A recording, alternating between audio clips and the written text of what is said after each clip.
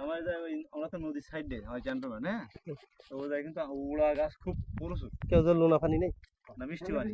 এই কালুদুলা ভাই, এ কি ভিতরে কি পানি না আছে ডাঙা? চলবে দেখান বাল ডাবলই তো আছে সামনে পিছনে দুই দিকে সমস্যা নেই। বরিশাল বরিশাল ক্যান্টনমেন্ট।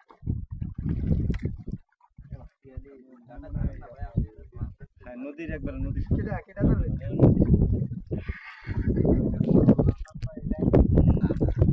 বরিশাল পায়রা পায়রা যাবে পায়রা রাজু বল কিছু বল সুন্দরবনে যাচ্ছিস ঘুরতে দীর্ঘ 15 বছর পর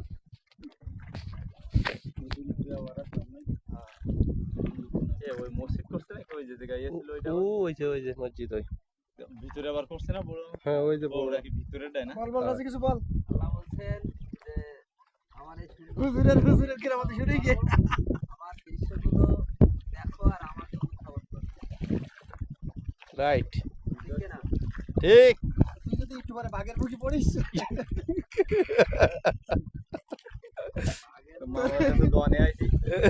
গাছগুলো কি করিস আল্লাহ? যদি আল্লাহ মেয়ে কি থাকে অবস্থা নেই মানে সব ডাল কাটে না? হ্যাঁ সব ওই ডাল কেটে কেটে হয়েছে ছাগলে খাওয়ায় আরে আল্লাহ রে গাছ নেই কিছু সব পরিষ্কার করে এগুলি ইয়ে দেয় না? ফরেস্ট ফরেস্টার বলেন বলেন স্যার কিছু বলেন এনজয় এনজয় এনজয় করতে বের হয়েছি আমরা সুন্দরবন দেখতে, হ্যাঁ। মৎস্যজীবী কি এটা মৎস্যজীবী শাকের কোনা দিয়ে আঁকা বাঁকা নদী দিয়ে পুরোটা ঝোল তালে তালে ছোটখাটো ঝোর তালে চলছিল।